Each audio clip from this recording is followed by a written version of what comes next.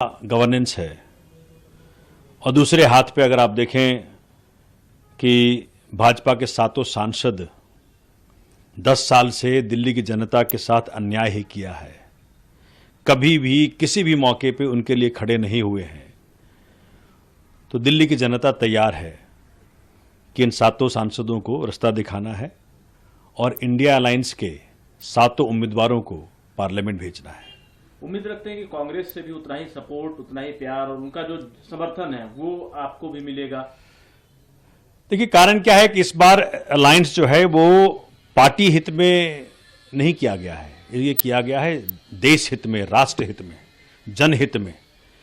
क्योंकि जिस प्रकार की राजनीति बीजेपी कर रही है उससे ये उपजी है इंडिया अलायंस, और इसी कारण से इस बार कांग्रेस से जो एक समन्वय बना करके 4 और 3 का जो फॉर्मूला आया, तो नेचुरल सी बात है कि जो सीटें उनको मिली हैं उस पर आम आदमी पार्टी के सारे लोग हेल्प करेंगे, जो सीटें हमें मिली हैं उस पर कांग्रेस के लोग हेल्प करेंगे।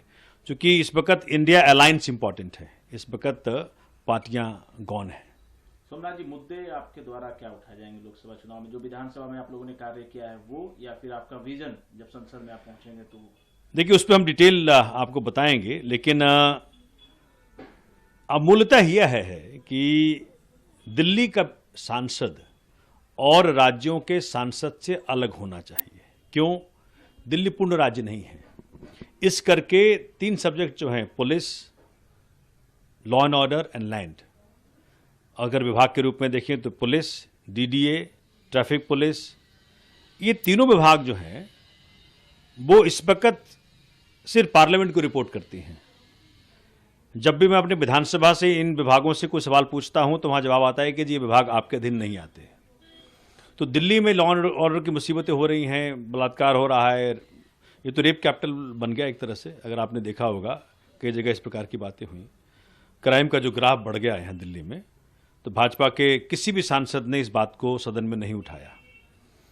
यहाँ डीडीए की बहुत मुसीबतें हैं, लोगों को अपने सुविधाओं के लिए बहुत सारी डीडीए के लैंड चाहिए, कोई काम नहीं, उन्होंने कुछ काम नहीं किया।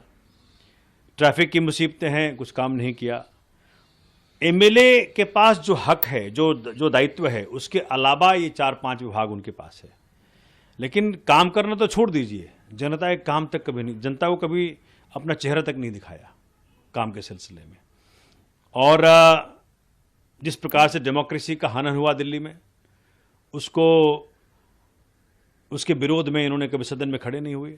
मुझे लगता है कि दिल्ली तैयार है कि इस बार डेमोक्रेसी को जिताना है, संविधान को जिताना है, जनता को अपने आप को जिताना है।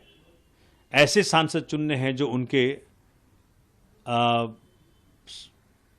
कठिन वक्त में और उनके समस्याओं के लिए 24 घंटा खड़ी रहे।